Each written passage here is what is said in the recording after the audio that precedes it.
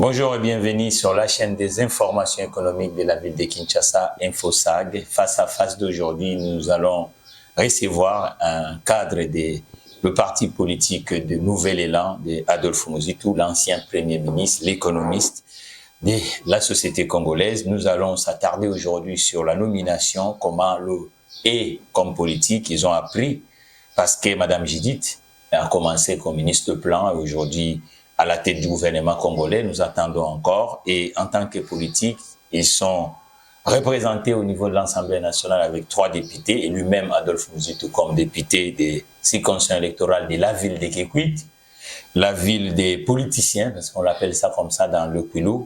C'est là où on a vu les grands, Maître Gérard Kamanda, Kamistatou, tout ça, ainsi de suite. Des grands politiciens du Kwilu, c'est leur ville natale. Il s'appelle Bruno. C'est quelqu'un qui maîtrise le roi de la sociologie politique. Bonjour, M. Bruno. Bienvenue sur Face à Face de la chaîne de l'information économique de la ville de Kinshasa. Merci, cher Mathieu. Merci pour l'invitation. Bonjour à vous. Puis bonjour à ceux qui vont nous suivre à ce moment. Et ce que nous demandons, c'est juste de s'abonner à votre chaîne InfoSag, si je ne me trompe pas. C'est une grande joie de nous recevoir à ce moment. Merci. Voilà, en tant que politique, d'abord, clin d'œil. Dakar, vous avez suivi tout ce qui se passe à Dakar? Oui, bien sûr. Ça devient vraiment l'Amérique d'Afrique, on dit. Bon, dire que c'est l'Amérique de la... 3 jours, le gouvernement est en place, et puis le Premier ministre, c'est Ousmane Sonko. Beaucoup disent qu'ici, nous sommes dans le phénomène le grand patron. On l'appelle comment en politique? L'autorité. L'autorité morale. Le Dieu suprême du parti politique. On dit autorité morale. Mais comment fait-il une autorité morale du côté du Sénégal? Il a cédé le fauteuil à Le Poulain, et Le Poulain est devenu président de la République. Et puis bon, avec humilité, il est Premier ministre de son État, avec un régime purement présidentiel, avec un pivot de Premier ministre et ainsi de suite. Est-ce que ça pouvait se faire dans votre parti d'Adolphe Mouzitou? On dit que la justice ne veut pas d'Adolphe Mouzitou. Est-ce qu'il peut prendre Blanchard Mongomba, qui est votre secrétaire général, et dit bon, vas-y et sois candidat? Mais bien ça ne sera pas le fiston? Non, chez nous, j'espère qu'aussi à des nouvelles là, ce genre de pratiques n'existent pas, parce que si vous regardez, vous allez comprendre que Mouzitou c'est un démocrate, parce que dans d'autres partis politiques, vous allez trouver un secrétaire général, il est du même point, mais chez nous, au sein des nouvelles, là, Blanchard Mongomba n'est pas de l'espace Graban. L'ancien, c'était Steve Kivuata, je le salue là, il est inspecteur aujourd'hui à... C'est quelqu'un que j'ai partagé beaucoup avec dans des plateaux, différents plateaux de télévision. Et aujourd'hui, au service de la République, comme inspecteur de l'inspection de finances. Mais bien sûr, comme je vous ai dit, donc nous, c'est la méritocratie. Chez Mouzitou, c'est la méritocratie. Si vous méritez, puis vous allez accéder aux plusieurs responsabilités au sein du parti. Donc, il avait aligné le candidat au niveau national. Nous autres, nous étions parmi les candidats députés provinciaux. Mais comment vous êtes un parti qui s'appelle Nouvel Élan, mais le compta, aujourd'hui, quand on le voit, les dernières élections législatives, quoi, vous avez un problème d'ancrage, 3 députés seulement au niveau national? Non, ce qui s'est passé pendant les élections de 2023, moi je pense que ça c'est une nomination, parce que Nouvel Élan c'est... Vous êtes républicain, il faut que le mot soit avec un soubassement, un non, c'est pas ce que les Congolais s'attendaient. Nous étions partis malheureusement. Est-ce que vous avez mis assez de moyens? Mais parce que quand vous alignez déjà... Comment vous êtes financé d'abord au niveau le parti vit des cotisations, chaque parti des cotisations de ses militants. Au moment où la plupart des militants sont chômeurs? Mais mon cher Mathieu, vous devez savoir une chose, même au niveau de l'Europe, en France, dans les pays où la démocratie règne, chaque parti politique vit avec les cotisations. Ils vivent avec des cotisations. Je ne pense pas que la population, les militants sont pauvres, mais ils vivent avec des cotisations, cher Bruno, mais sauf au niveau de campagne, on permet des partis politiques de chercher l'endettement bancaire. Il faut que ça soit un socle. Nous, au sein du Nouvel Élan, nous avions à présenter les projets de société. C'est ça d'ailleurs ce que moi je trouvais incarné, veut amener Eva Nouveau dans la classe politique congolaise, parce que la politique de nos vieux de 1960 jusqu'à un moment donné, ça ne paye pas, parce que nous, au moins, nous avons les projets de société que nous devons vendre. Nous sommes commandaires du pouvoir auprès de la population. Une fois que la population va nous donner le pouvoir, et nous allons faire ce que nous avions promis pendant la campagne électorale. Donc, ce qui s'est passé au Sénégal, ce n'est pas que Soko qui a pris le pouvoir, il a donné ça au président Bassirou, mais c'est leur projet de société qui a fait qu'aujourd'hui, Bassirou soit... Pastef avait un vice-président, Bassirou était un secrétaire général, ça veut dire que Sonko, aujourd'hui, il faut reconnaître... Soko, ce n'est pas les faiseurs des rois, c'est le projet de société. Il faut reconnaître aussi, avec l'humilité intellectuelle, que cet geste magistral de Ousmane Sonko... C'est la détermination d'abord, premièrement, de la population sénégalaise. La population mais elle est incarnée par des hommes, un leadership politique. C'est incarné par un leader qui est Soko. Soko qui était dans les affaires de la justice, il a accepté de laisser sa place à son poulet qui est le président Bassirou. Donc, moi, je pense que... oui, on voit vraiment qu'aujourd'hui... Il n'est pas dans la lignée de Lumumba, quand je le vois un peu, tout ça. Bien sûr, c'est un panafricaniste. Il est dans la lignée de Thomas Sankara, Kwame Nkrumah et tant d'autres lignées. Il dit rupture. Vous avez lu la rupture. Est-ce que chez vous, si on devait mettre Mouzitou, ça devait être une rupture? Parce que les autres diront qu'il était déjà un ancien Premier ministre. Qu'est-ce qui va amener du neuf? Le problème, c'est quoi? Nous, au sein du Nouvel Élan, nous avions présenté notre projet de société. Et les Congolais dans son ensemble avaient accepté notre offre politique. Nous avions mené campagne parmi tous les territoires du pays. Et Nouvel Élan n'est pas un parti... vous devez s'appuyer avec quoi? Nouvel Élan... Votre sociologie amène aujourd'hui, du point de vue de gouvernance, vous devez s'appuyer dans quoi? Nouvel Élan... S'appuyer sur l'entreprise, s'appuyer sur les hommes, les exploitants agricoles, c'est quoi vous devez s'appuyer? Nouvel Élan avait plusieurs axes. Mais l'axe que nous avions mis comme priorité, nous avons mis la défense, l'économie, la diplomatie. Chiffré, tous ces secteurs chiffrés. C'était chiffré parce qu'on ne peut pas... Par la défense, vous avez déjà chiffré? Créer des taxes en plus? Il y avait eu des chiffres parce qu'au sein de l'économie, on ne peut pas développer un pays sans pour autant parler de l'économie.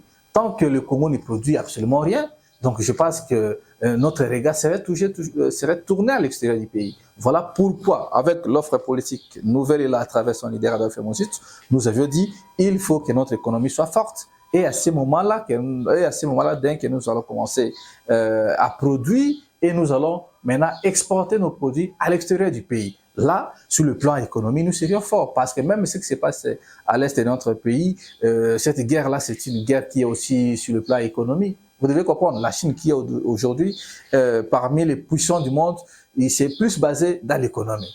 Et en deuxième lieu, nous avons parlé de la diplomatie. Parce que si vous n'êtes pas fort dans la diplomatie, vous pouvez recourir à l'économie. L'économie, vous devez faire quoi? Parce que l'économie, tout le monde peut dire l'économie. Nous pouvons prendre l'angle agricole. Vous devez faire quoi? Un plan de relance? Vous devez faire quoi? Un emploi obligatoire? Qu'est-ce que vous devez faire? Nous avions dit, avec l'agriculture, on peut relancer notre économie. Parce que nous avons des terres arables. Si nous prenons l'exemple de chez moi à l'Équateur, vous allez voir, il y a trop d'espace vide.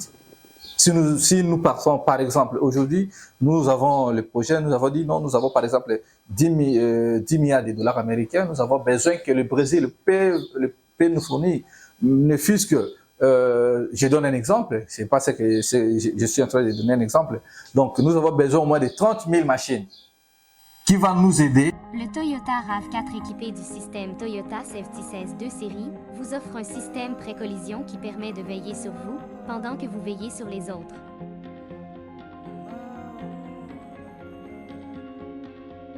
Actuellement, équipez-vous Toyota RAV4 chez Spécial Auto Garage. Et ça va créer des emplois là-bas. Bien sûr. Pourquoi ça ne soit pas monté ici? Parce que vous avez des chômeurs. Non, ça sera monté par ici. Mais quels sont les acteurs congolais? Quelles sont les entreprises congolaises dans la technique que vous, aujourd'hui, Nouvel Élan, vous êtes en train de travailler avec eux de sorte que si vous arrivez au pouvoir, c'est équipé comme un socle pour rassurer ces Brésiliens que vous dites là parce que en ingénierie, à défaut, il faut avoir un acteur local. Non, nous avons dit, nous allons travailler en collaboration. J'ai donné un exemple d'un pays comme le Brésil. Oui. Nous avons autant, si vous nous donnez des matériels qui vont nous servir comme sur le plan agriculture. Et à ce moment-là, c'est comme ça que le pays se développe. Bon, ici chez nous, je ne sais pas le nombre de firmes dans ces domaines-là, mais nous allons créer uniquement quand vous arrivez, parce qu'on dit en politique... Mais vous devez savoir que mon fils est déjà un ancien Premier ministre, il a de l'expérience.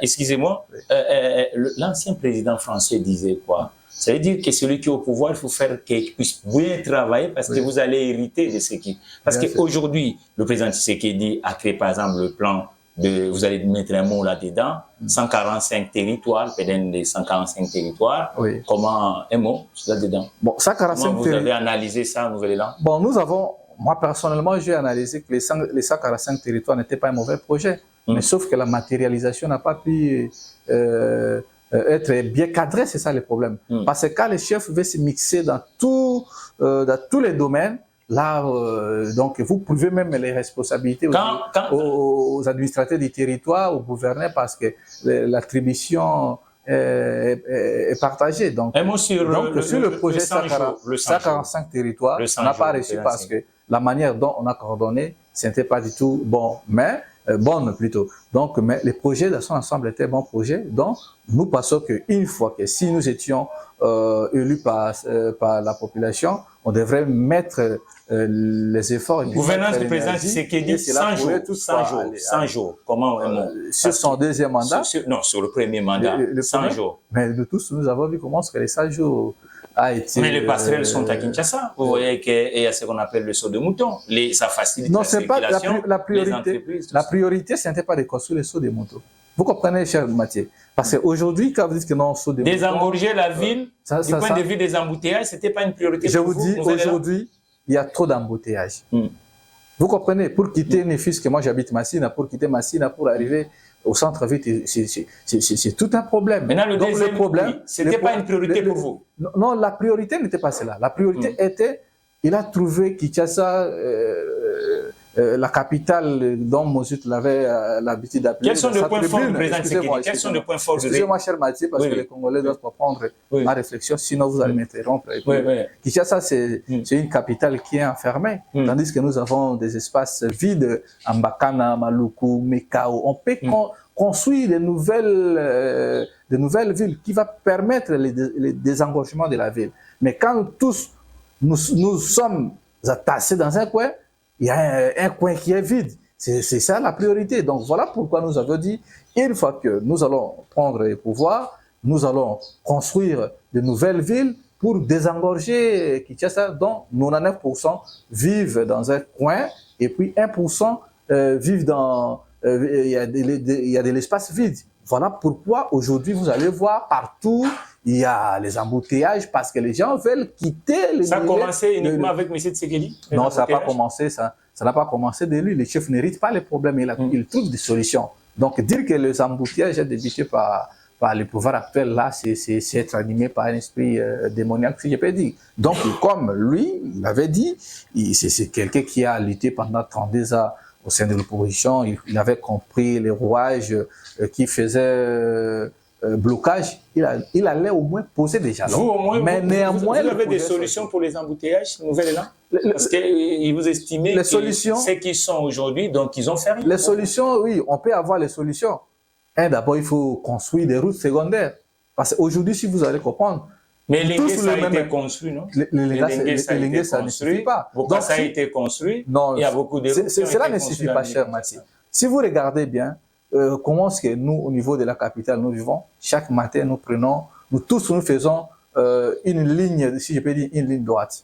Et les matins, vous allez voir, nous prenons l'axe un peu compliqué. Donc, imaginez aujourd'hui, je prends l'exemple d'Arena qu'on est en train de construire au niveau de Stade des Martyrs. Au niveau du Stade des Martyrs.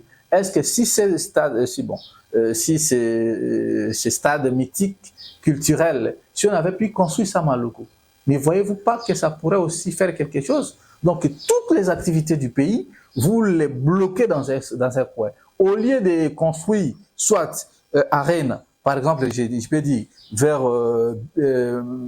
Mekao, Maluku, là où il y a des espaces vides, ça peut créer un climat d'affaires. Parce que les gens qui sont là-bas ne viendront pas directement vers les centres-villes. Ils vont faire les activités là-bas. Vous avez effectué l'Europe, vous avez d'ailleurs été pendant plusieurs années en Europe. Vous allez voir que les mouvements sont un peu partout, mais chez nous, ce n'est pas le cas. Si je prends l'exemple des trains, ça ne fonctionne pas. Tout ça, au moins, ça peut aider. Maintenant, avec l'esprit républicain, est-ce que vous ne reconnaissez pas aussi des bonnes choses que le président Tshisekedi a fait depuis qu'il est arrivé? Non, pas reconnaître. Parce que c'est ça aussi la politique. Non, la pas politique, reconnaître. c'est reconnaître aussi ce que l'adversaire est en train de faire. Dire que du point de vue positif. Le point, c'est quelqu'un qui se bat pour la réussite de son mandat. Il a les points négatifs, il a aussi les points positifs. Ouais. Et les points négatifs sont énormes par rapport à... Vous êtes à l'Assemblée nationale. Oui, voilà un peu ça. Actuellement, ce sont des élections pour élire le bureau de l'Assemblée nationale. Un mot là-dedans parce que vous êtes dedans. Il y a 3 représentants de votre parti. Moi, je pense que la grande responsabilité revient aux députés nationaux de choisir quelqu'un qui va diriger l'Assemblée nationale comme un bon guide. Parce qu'aujourd'hui, nous voyons les tractations de part et d'autre. Le président Bosové est revenu comme président de l'Assemblée nationale.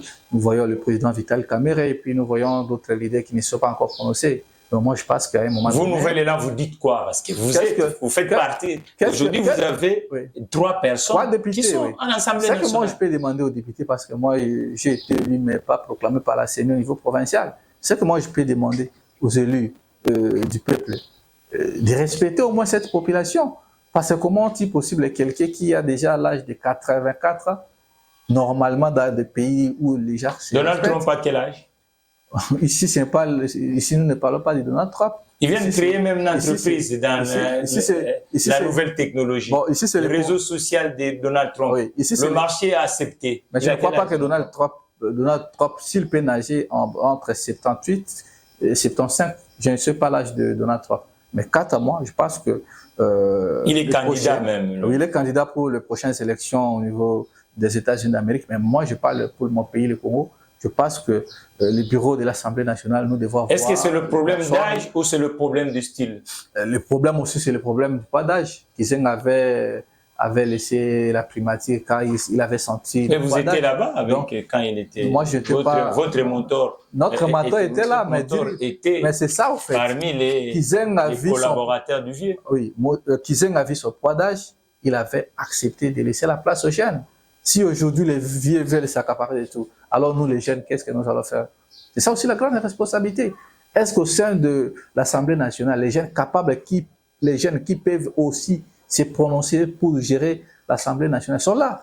Mais néanmoins, vous allez voir, nous sommes dans une guerre des générations avec le vieux et cela ne va pas permettre... Monsieur Bruno, il y a un Premier ministre, Madame Judith, qui n'est pas étrangère en République démocratique du Congo parce qu'elle a déjà assumé des responsabilités.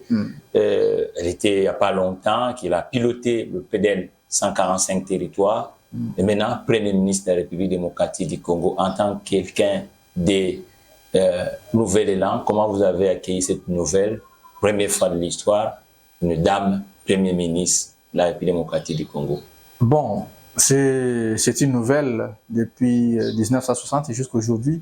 Le Congo n'a jamais connu une dame comme Premier ministre, mais néanmoins, nous avons connu des dames comme Mama Janine Mabunda et tant d'autres qui ont assumé des grandes responsabilités dans notre pays. C'est que nous pouvons dire, nous avions d'ailleurs présenté nos civilités à la Première ministre et puis nous observons. La chaîne SAG Info aussi, on a dit félicitations à Madame Judith. Il faut virer vers l'économie. C'est certainement parce qu'elle est licenciée en économie, elle a plusieurs diplômes. Nous espérons que la dame fera quelque chose malgré il y a des défis énormes à relever comme les problèmes de l'insécurité. Aujourd'hui, vous allez voir, le dollar est en train de galoper à 28 500 et la cohésion nationale aussi pose un sérieux problème. Donc moi, je pense que le prochain gouvernement, Madame la Première ministre, doit voir tous ces enjeux. Si vous étiez Madame Judith, le gouvernement devait être de combien de hommes? Le gouvernement, on peut réduire parce qu'on doit réduire aussi les traits des institutions parce que la population vit le jour d'un dollar américain. Donc moi, je pense que pour que la Première ministre puisse réussir son mandat, sa période, moi, je pense d'abord, il faut la cohésion nationale parce qu'il y a un problème au sein du pays, par-ci, par-là, vous allez voir la rébellion de Nanga et puis il n'y a pas vraiment de l'harmonie au sein du pays. Moi, je pense que ça sera aussi une priorité que les Congolais puissent se mettre autour d'une table pour discuter, voir les Congo. Parce qu'on ne serait pas là à parler à un tel, Chilomba fait ceci, l'autre a fait ça, Fayulu Mozito. Ici, nous devons réfléchir les pays. Et de deux, Madame la Première ministre doit voir les problèmes qui rongent notre société. L'économie, pourquoi ça ne marche pas? Aujourd'hui, est-ce que la Première ministre serait-elle capable de résoudre ces problèmes sur le plan économique? Quelles sont ses priorités?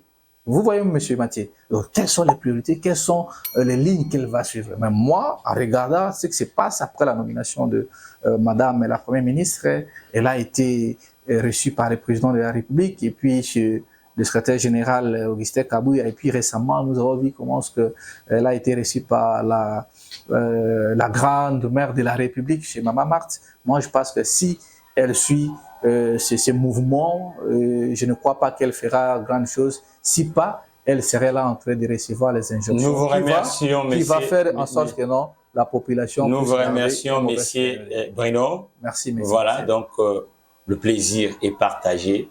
Quant à moi, prochain numéro des Face à Face. Merci, monsieur Martin, le plaisir est partagé. InfoSAG, première chaîne des entrepreneurs et investisseurs en République démocratique du Congo.